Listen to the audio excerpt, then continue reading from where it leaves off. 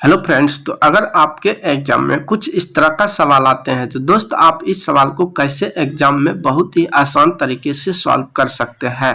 तो दोस्त सबसे पहले आप इस सवाल को पूरी ध्यान से पढ़िए। सवाल कहता है कि एक व्यापारी अपने व्यापार पर जो है 20% लाभ को देखता है।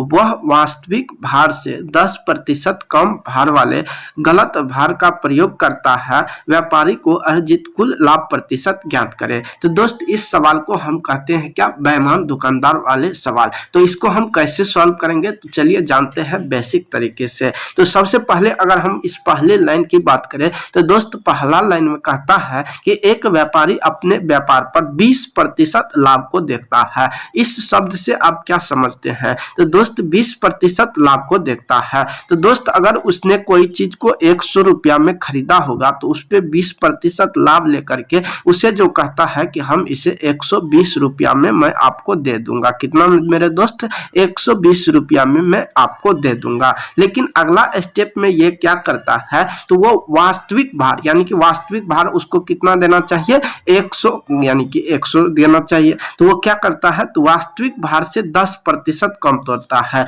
अब आप ही बताइए कि 100 का जो है 10% कम यानी कि 100 का जो है कुल कितना 90% वो क्या देता है, उपभोक्ता को दे देता है। तो 100 का 90% करेंगे तो प्रतिशत हट जाएगा, तो नीचे में हम जो है इसको क्या करेंगे, डबल जीरो लगा देंगे।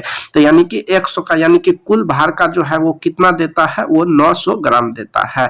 लेकिन वो पैसा मेरे दोस्त कितना का ले लेता है, यानी कि 1200 यानी कि 120 ग्राम का वो पैसा ले लेता है। तो यानी कि कुल मिलाकर के सामान तो आपको 900 ग्राम दिया है, पैसा ले लिया है कितना, 120 ग्राम। तो यानी कि उपभोक्ता को इस यहाँ पर लॉस लग रहा है। तो कितना लॉस लग रहा है, तो इस पे 30 ग्राम यानी और दे देता तो ये 1200 ग्राम पुर जाता। तो इसको हम अगर काटते हैं तो ये कितना हो जाएगा, 1/3 हो जाएगा। और 1/3 के मतलब आप भी समझते हैं कि ये कितना होता है, तो ये 33 सही 1/3% हो जाएगा, जो कि लाभ हो जाएगा कितना, 33 सही 1/3%। तो हमारा ऑप्शन जो है, ऑप्शन नंबर बी जो है सवाल के लिए बिल्कुल सही जवाब हो जाएगा। अगर आप लोग को समझ में आया है तो वीडियो को लाइक शेयर एंड सब्सक्राइब जरूर करना। तो दोस्त ठीक है, धन्यवाद।